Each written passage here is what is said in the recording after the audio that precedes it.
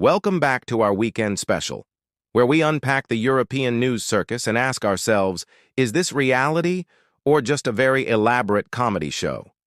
First up, the EU's Grand AI Law. Remember that? The huge rule book meant to tame the digital beast?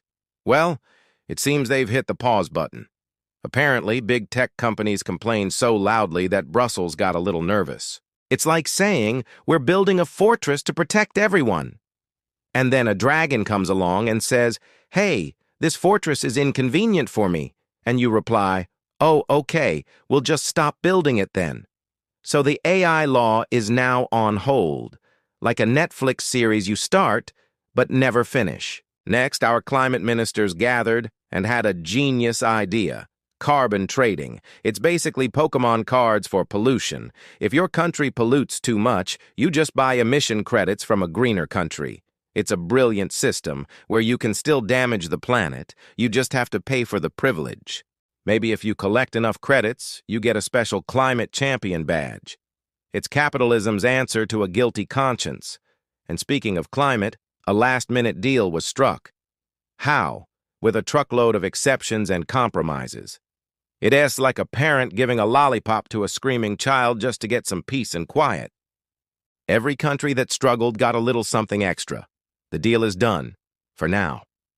But don't worry, if it gets too hard, they can just renegotiate tomorrow.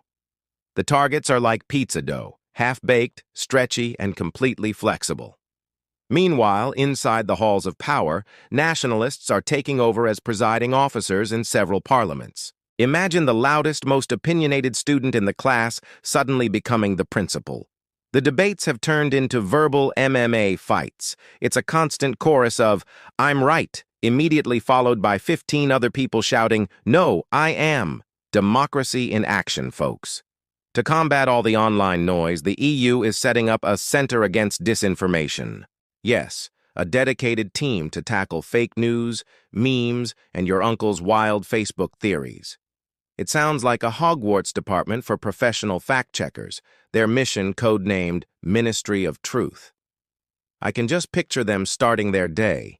All right, team, today we venture into the dark forests of Twitter to battle the trolls. Good luck with that. As if that wasn't enough, the International Monetary Fund, or IMF, has chimed in, saying Europe is spending money it doesn't have. Shocker. Debts are piling up, the economy is slowing down, but the general attitude seems to be, it'll all work out. Europe is acting like that friend who buys a fancy coffee every day with a credit card, convinced they'll win the lottery next week to pay it all off. Finally, the EU is back to debating energy taxes and customs rules. You know, those incredibly complex topics that nobody really explains, but we all feel in our wallets. Will there be a new energy tax? Maybe, maybe not. They'll discuss it eventually. But one thing is certain. The bill will find its way to you no matter what. So, what's your take on all this?